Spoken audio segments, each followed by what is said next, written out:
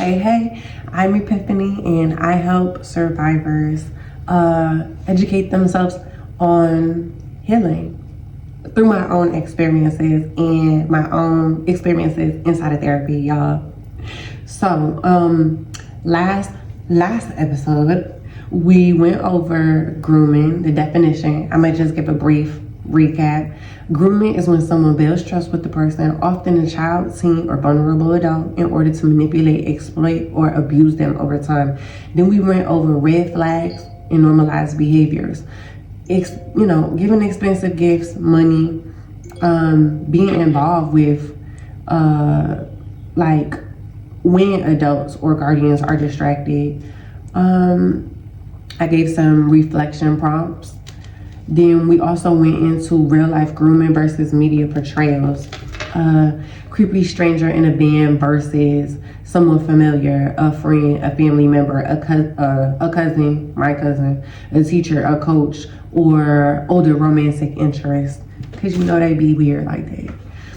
And I'm stuffy, y'all. I'm still stuffy, so do not mind me, okay? Then we went over how silence is a trap. Grooming doesn't end when the abuse begins. And that kind of rhymes. We went over some reflection questions. Have I ever been told or implied to keep quiet about something that hurt me? And how it impacts your future relationships, okay? Then now we're going over groom into believing it was love. There is a darker, quieter form of grooming that doesn't get talked about enough. The kind that makes you believe that the abuse was love, attention, or even your idea. That's why I say, especially with them targeting black and brown girls in the environment that they have access to, specifically. Now with social media, they pulling people in off of social media, off of TikTok. When I was a kid, it was AIM chat rooms, y'all. Yeah, it was bad like that. But so yeah, and look at me getting a sore throat. He don't want me talking about this, and I'm gonna still talk about it whether I'm raspy, crusty, or blasty or not. Like, I don't care. I'm educating the people. I'm sharing these things because they need to get shared and talked about, put out to the world. So it makes you believe that the abuse was love, attention, or even your idea. Some people are groomed by praise, by being told they're more mature than others their age. They use that knowing you are you're underdeveloped in the world, and especially like Cinderella and Disney, they pushing y'all to think that seeking my validation. And this is where I like Shira, like that whole pick me mess is not it. Pick me mess will get you taken advantage of, period. And it's not to blame anybody, but seeking praise, seeking validation, you have to praise the Lord. You gotta let him praise you back. Like that. Like, okay. By being chosen when others weren't. They seek that. They literally, like, that's predatory mess. By being complimented for keeping secrets, for being low-key, that's a big one. I like you because you low-key. I like you because you don't spill the beans. Eat them up. Eat them up. Like, ew. For not making a scene, for not disturbing the peace, giving discomfort to the men, because they're the ones that should be holding it, okay? And this is where society is wrong, because there's, some aspects of society is wrong, because men should be held accountable by other men for doing things like this. But they basically, essentially, by me putting this out into the world, and there are other women, like, for instance, the other women basically speaking their truth, sharing the stories. It's like we're holding them accountable, but not even so, because if they are dehumanizing us and sexualizing us, do they even really listen? Like, it's like the education, specifically my intent, is for it to fall into the ears of women. If it's going to be falling into deaf ears of men. But I would love for a man to take this and righteously walk with this information to educate more men on how to be safe for young folks, period. And I'm getting more stuff, y'all. Oh my gosh. Okay. This type of manipulation makes it harder to speak up because the person being harmed has been convinced that what happened was a bond and not betrayal. Because things like praise, things like maturity, things like being chosen are considered good things in society. But we don't talk about when the snake chooses you and the impact of how you view yourself after. You're almost even afraid to speak up because there is a level of embarrassment there because you fell for something and you didn't even know. So it's like, yeah, releasing the shame, putting it back onto the abuser or the manipulator or the gaslighter. I'm gonna blow my nose, y'all. Hold up. Yo, the spring is springing. Okay, how they say the spring has sprung. My nose is a bell and she has sprung. Like, I'm still stuffy, y'all, but it is what it is. Okay. And the damage runs deep because instead of holding the abuser accountable, sorry, y'all. Because instead of holding the abuser accountable, some survivors turn their shame outward, blaming other women, girls, or survivors. Think of like the pick-me family members. Think of the older generations. Basically, like one time I heard a YouTube video of a woman and she literally was out of her mouth like a weirdo, speaking like talking about a woman being assaulted and saying like, oh, but she was wearing, like, girl, I would beat you up. Not to be funky or to get muted, but I'm gonna bleep that. But like, girls like that is so weird to me because it's like, girl, like, how is you still letting a man tell you? Then you don't even realize it's a man telling you to shame another woman. Like, ain't a man that's not going to respect you more because you shamed another woman into thinking that he was okay for doing what he was doing and he knew it was wrong, period. Like, okay. Not because, okay, I will restart it. Because instead of holding the abuser accountable, some survivors turn their shame outward, blaming other women, girls, or survivors. Not because they're cruel, but because the lie of being special feels safer than the truth of being used. Because the lie of being special feels safer than the truth. These alarms, y'all. Because the lie of being special feels safer than the truth of being used. This is where we have to decolonize our minds. Colonization, dehumanization, being made into a product, a pawn, a tool for another person's empowerment. The shame lies on them. That's it. The shame lies on them. That's it. I'm gonna say it again. The shame lies on them. Let them carry that. They know they were wrong. That's it. You should not feel bad for being used. When I first started my healing journey, I rationalized it like this. A person saw me as so valuable. They wanted to hurt me. Think of the snake and Adam and Eve. Like, he saw them as so, like, they had something that was so valuable to him. Their connection with God, a gift that God created them, the Garden of Eden.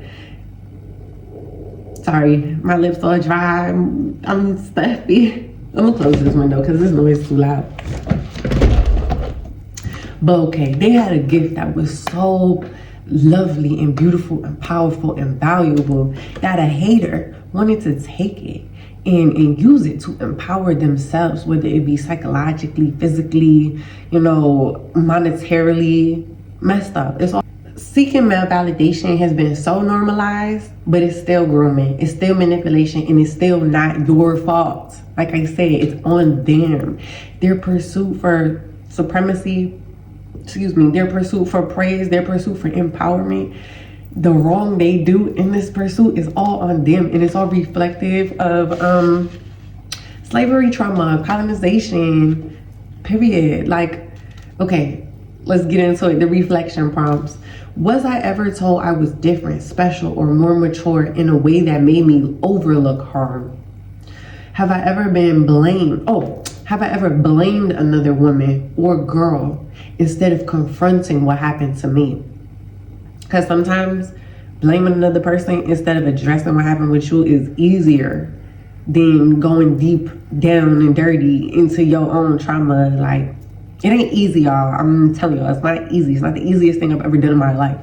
But the more intensive I get, the more I seek out more therapy, the more I seek out my God, my Lord and Savior, you feel me? The more I seek out the word and how to live, the more I seek out, forms of healing, the more clarity I get, the more boundaries I build, the more I'm able to create and protect and align and curate the spaces that make me feel good and build like respect, build love and compassion for myself and for others, okay? Especially.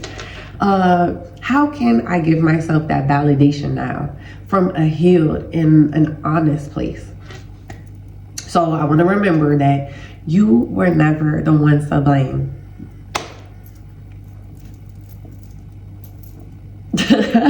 Like, you really was never the ones to blame. And I'm still more stuffy, I'm so sorry. Reclaiming your story does not require perfection. I made mistakes, I made plenty of mistakes, I still make mistakes, like, period. Like, it is what it is, it's okay. Like I said, healing is not linear. It just requires honesty. And this is why speaking up is important. I need to share my story so that somebody could listen to this, hear it, and grow and bloom the same way I needed to grow and bloom. Whether you were groomed into silence, into shame, or into thinking the abuse was love, your truth still matters. Your healing does not need permission. So whenever you feel like you want to do it, when you want to jump in the pool, you jump in the pool. Your voice is not too late. And the shame was never yours to carry. This isn't just about calling out abuse. It's calling yourself back into power. No, let me say, I'm gonna say it again. Your healing does not need permission. Your voice is not too late. And the shame was never yours to carry. This isn't just about calling out abuse. It's about calling yourself back into power. So, I cannot do with this stuff, y'all. But okay, now we're gonna go into affirmations for reclaiming our power. I am allowed to speak, even if it took me years to find the words, because we're learning the language and we're giving ourselves grace. What happened to me was not my fault, no matter how it looked or it felt. I released the shame that was placed on me by someone else's choices. I do not need to protect the person who hurt me. I honor my truth, even if others are not ready to face theirs. I am not what happened to me. I am who I chose to become. I forgive the version of me that stayed silent to survive. Oh my gosh, y'all. Oh, I got tint to my nose. Hold up. I'm all red and crusty, y'all. Oh my gosh. Okay. I forgive the version of me that stayed silent to survive. My voice disrupts generational silence, and that is power. I love that one. I'm gonna say it again. My voice disrupts generational silence, and that is power. I do not have to carry their secrets anymore. And I am not alone, and I am not invisible. So here are some grounding prompts for you. What would I say to my younger self right now, knowing everything that I've learned?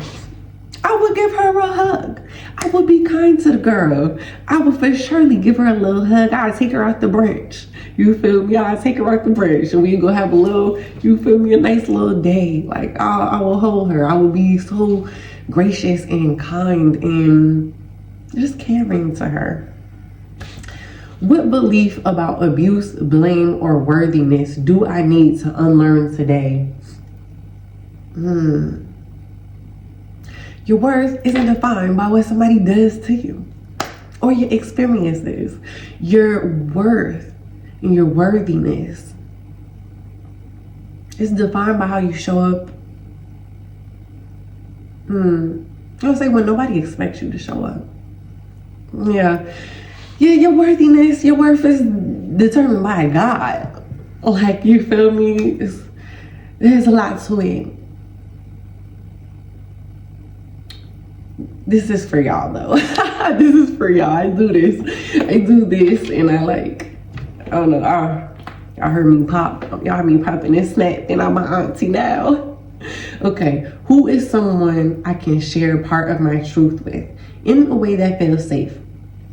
For me, this is where I plug in BetterHelp, y'all. Because when I don't have like regular insurance, when my insurance switched from like Aetna or Aetna, whatever it's called, or even Blue Cross Blue Shield, I went through a little gray period. I still had gotten some therapy, you feel me? So BetterHelp is an option that you can use.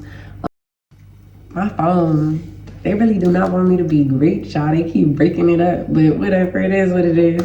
So BetterHelp is another option that you can use. You can choose your therapist. You can list, what's going on with your girl or your boy, and they can help you determine what type of therapy that you need. They also have financial aid, and that's how I started, okay? So go and get you some therapy. Go talk with somebody. Be safe about who you talk with, because your counsel is key. That's a big one. You hang around me long enough, you're going to hear me say that. Your counsel is key. Who you go to in your vulnerable state will determine what your next move is.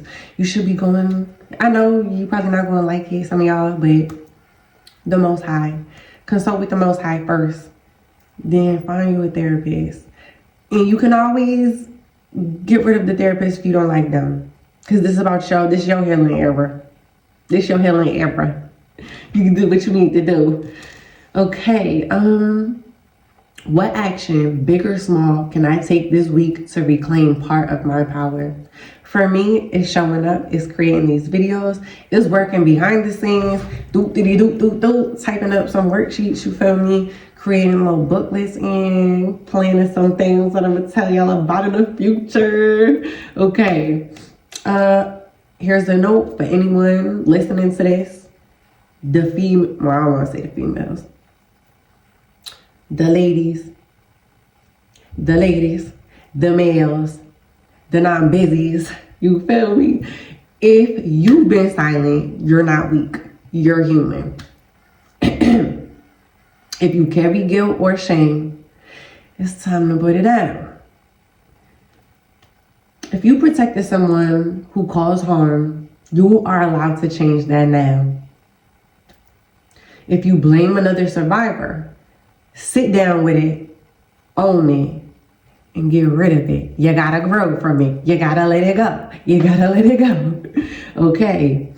Your voice might shake the first time. I literally could not always, I couldn't get it out. It was hard for me to speak up about these things. And I went through a lot of therapies to be able to speak it out into the world, out loud, to release it, okay? So be kind with yourself, be gentle. Your voice might shake the first time, but it will also set you free.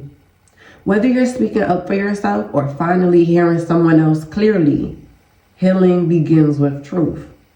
You are worthy of this healing, y'all. I love y'all. I really hope this helped. Oh my gosh, I'm gonna turn it into a little doo-doo, you feel me? And I'm gonna put some things on my website, honeyenhancedhealing.com, where you can find my Reclaiming Your Power course. I believe I just added a worksheet on weaponized incompetence. How to find out if the folks around you is weaponizing their incompetence and making you labor more. So go check out my website. I have journals, I got some stickers, I got some cute little cups and stuff you could, with some affirmations on it. But yeah, my real feat right now is using my voice to share some things that people done told me to stay quiet about. So I love y'all. I'll see y'all around.